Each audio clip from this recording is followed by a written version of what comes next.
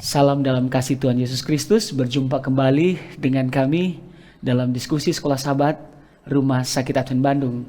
Seperti biasa, kita akan berdiskusi saat ini di pelajaran yang kelima. Dan saya tidak sendiri, saya ditemani oleh senior pastor kita, Pendeta David, dan juga Pendeta Maro. Apa kabar, Pendeta?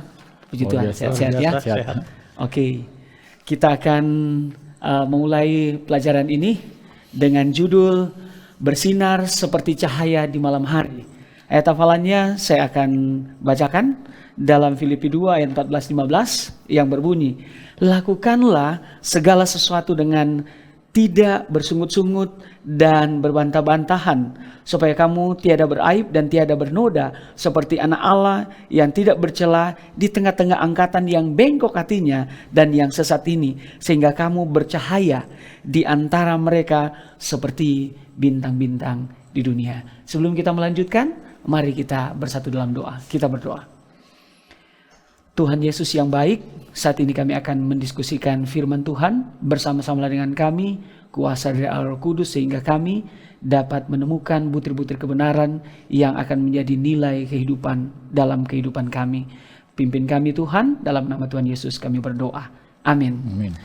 Pada kesempatan ini, kita serahkan kepada Pendeta David yang akan mendahului pelajaran ini, memberikan ringkasan atau gambaran pendahuluan dari pelajaran ini. Silakan Pak. Baik, terima kasih Pendeta Arnold.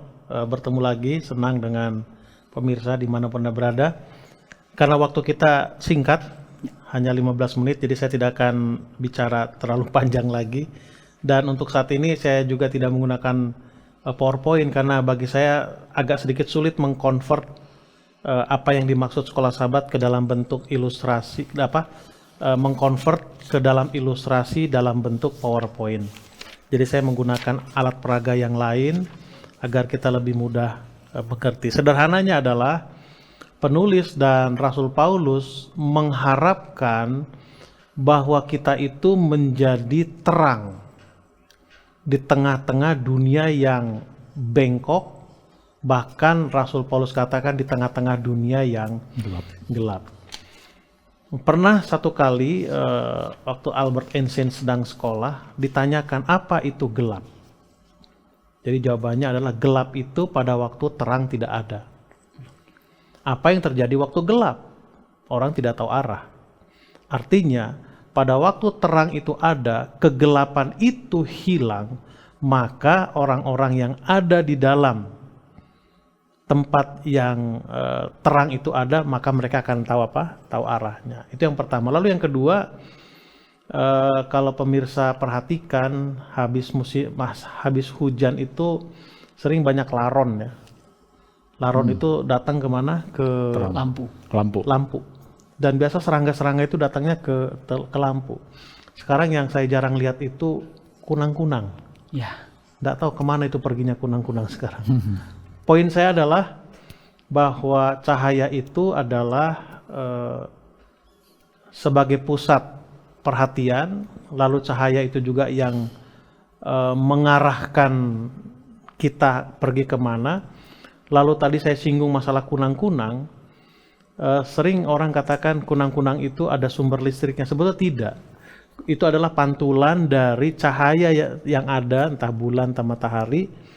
Karena di tubuh kunang-kunang itu ada satu kimia atau apa yang bisa memantulkan cahaya. Kira-kira seperti itu. Nah, saya mengambil ilustrasi yang lain, saya convert ke pelajaran ilustrasi yang lain. Saya kebetulan punya koleksi ini mainan mobil-mobilan. Saya tidak perlu sebut mereknya apa, produk mana, tapi ini mobil-mobilan. Jadi ini adalah mobil SUV ya, station. Lalu di belakangnya ada sering disebut anhang. Ini tempat bawa barang-barang apa saja. Mau perlengkapan kalau yang suka kegiatan outdoor, camping, ini biasa ada di ini. Kebetulan ini anhangnya ada seperti perahu kecil. Bisa jadi dia akan camping atau outdoor di sungai. Nah, anhang ini atau mobil dengan anhang ini, kemana mobil ini pergi, anhang ini akan mengikut ya, akan mengikut. Kalau dia belok kanan, anhang ke kanan. Kalau dia ke kiri, dia akan ke kiri. Dia mundur, akan mundur, maju, naik dan apa sebagainya. Nah, pada saat anhang ini terputus hubungan dengan mobil yang di depan yang membawa arah, atau pada saat mobil di depan ini yang membawa arah tidak ada, maka anhang ini nggak tahu mau kemana. Dia bisa bebas mundur, bebas maju, tetap di sini atau miring kiri, miring dan kanan. Nah, itulah yang saya ilustrasikan tadi, bahwa pada waktu tidak ada terang, terang itu adalah pusat perhatian, terang itu adalah penunjuk arah. Pada waktu pusat perhatian yang saya convert dengan ini, pada waktu yang membawa arah mobil di depan ini tidak ada, maka anhang itu adalah gerbong itu adalah pengikut. Kita sebagai pengikut Yesus akan kehilangan apa? Kehilangan arah. Nah, itulah yang diharapkan oleh Rasul Paulus. Nah, kalau kereta api contohnya, kan akan ada gerbong-gerbong yang lain di belakang. Nah, gerbong yang di belakangnya ini, kalau ada di sini, akan mengikuti langkah yang ini. Selama ini bergantung kepada yang di depan. Terus sampai ke belakang. Nah, pada saat yang di depan terputus, tidak terhubung dengan si pembawa arah ini, maka yang ini pun akan apa? Akan hilang arah. Paulus, saya boleh kata ini contoh aja ya. Karena yang paling dekat dengan Yesus ini apa? Paulus mengklaim, saya mengikuti langkah daripada si pembawa arah. Jadi, kamu pun harus mengikut seperti aku. Apa yang perlu dicontoh dari, saya diilustrasi Paulus ya, apa yang dicontoh dari ini? Karena dia selalu mengikut kepada siapa?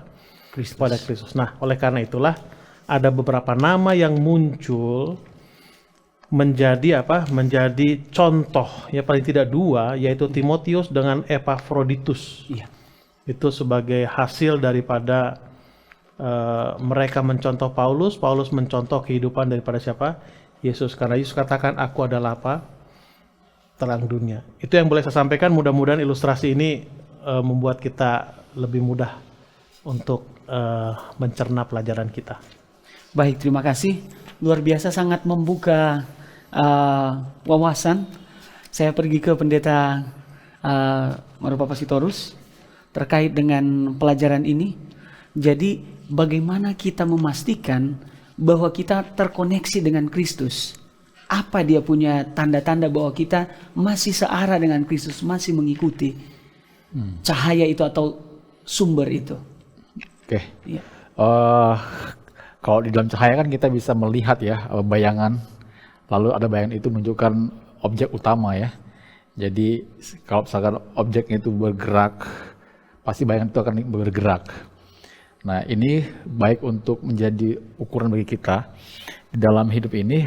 Kalau objek kita adalah Kristus, kita sebagai pantulan Kristus akan menunjukkan hidup kita melalui perbuatan kita. Makanya iman itu kan bukan hanya sekedar ucapan saya beriman, saya punya iman, tapi iman itu terkoneksi dengan perbuatan.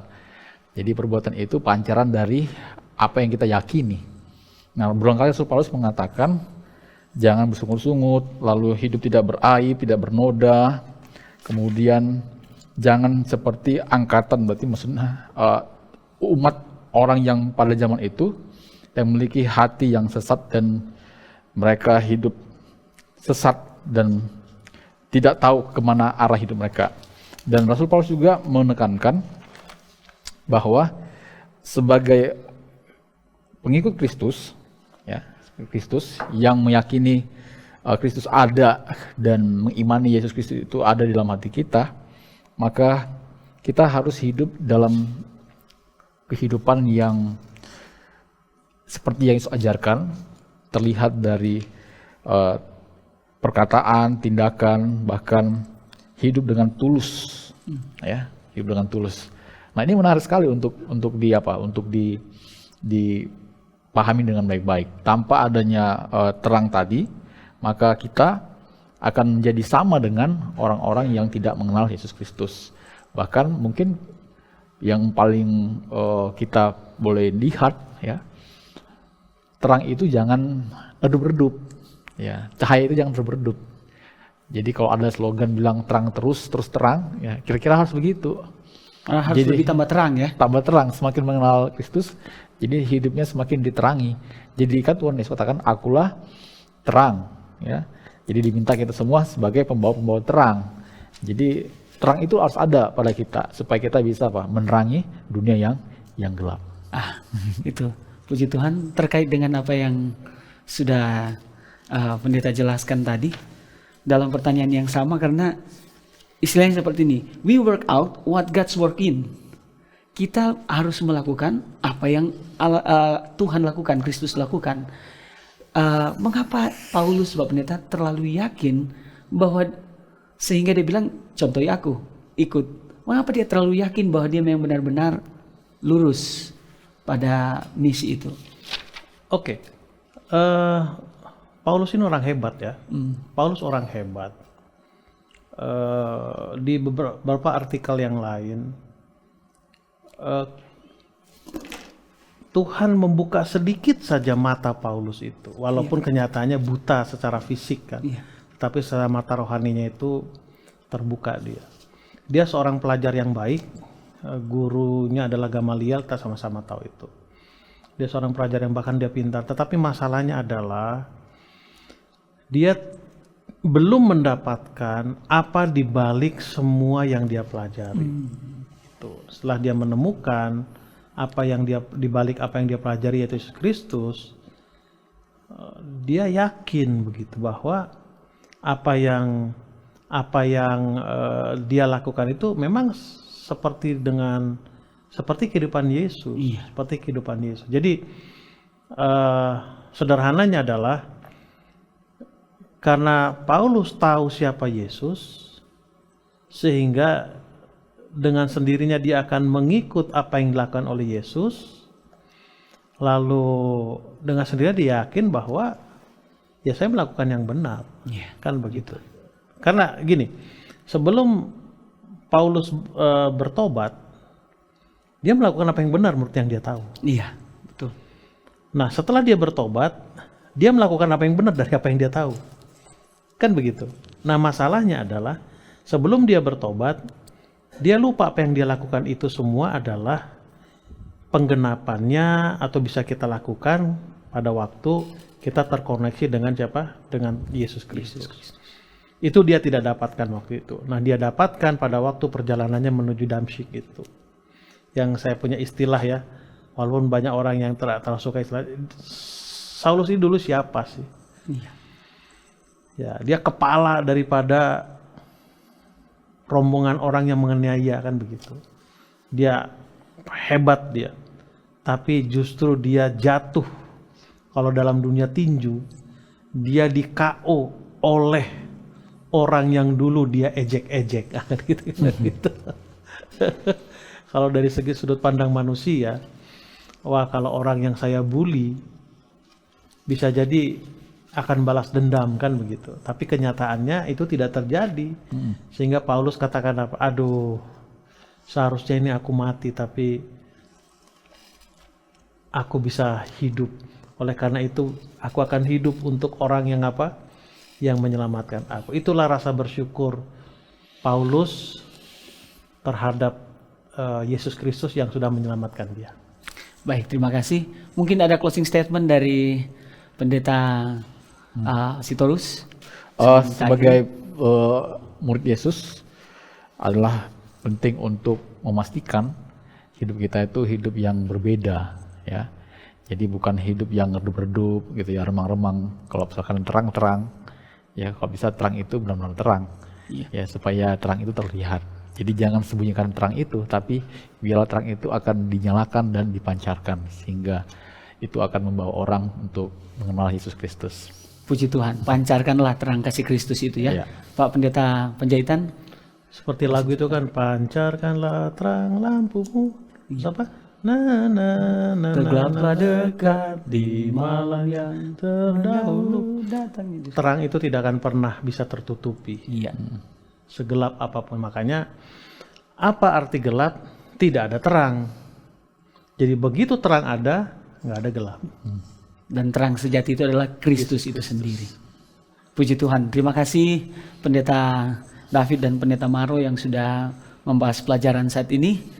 Paling tidak pelajaran penting, ilustrasi yang kita dapatkan boleh membangun iman kita bahwa cahaya kita bersinar karena kita memantulkan terang dari Kristus. Biarlah kita tetap terkoneksi dengan Tuhan dan kita akan tetap bersinar membawa cahaya kebenaran itu di tengah kegelapan dunia ini.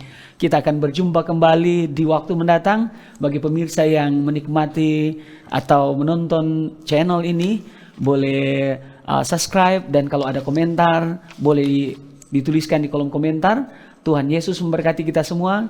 Shalom.